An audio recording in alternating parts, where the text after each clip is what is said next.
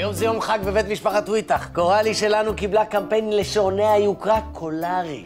פשוט חיפשו פנים צעירות, בדיוק העיפו את הפרזנטורית הקודמת. סתם, זקנה בת 14. איך אומרים? העולם שייך לצעירים. אבל הבטחת לי בקיץ שאני לא אעבוד, הבטחת לי ים. הבטחתי ים, של כסף. אבל את תרגישי כמו בים, אל תדאגי. כל הקמפיין זה בהלבשה תחתונה. מה? אבל אני לא רוצה להצטלם בתחתונים. אני מתביישת. קוראלי, יש משפט שאני תמיד אומר לעצמי ברגעים האלה, כל יום תעשה לפחות משהו אחד שאתה מתבייש בו. אבל אני לא מצטלמת עם תחתונים. מה את מתביישת פתאום? כל האלבום תמונות שלך מלא בתחתונים. אבל זה מגיל 2.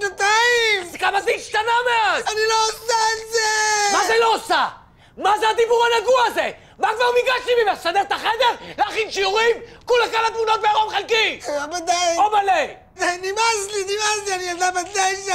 אני רוצה להיות ילדה רגילה! ללכת לחברים, ללכת לים, ללכת למסיבות! נמאס לי! קוראלי, מה קרה? קוראלי!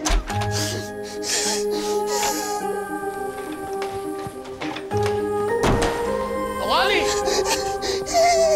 קוראלי!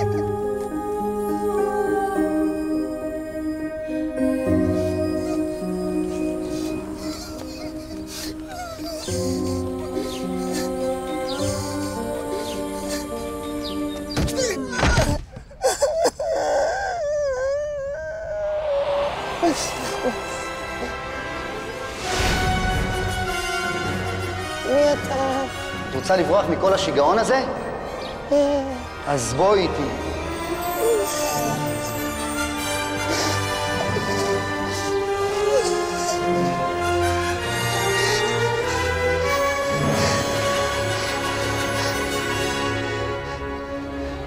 אז מי אתה? אני ילד פלא, בדיוק כמוך. תום אבני? אורן הקטן? גילי ששר מלך המלך!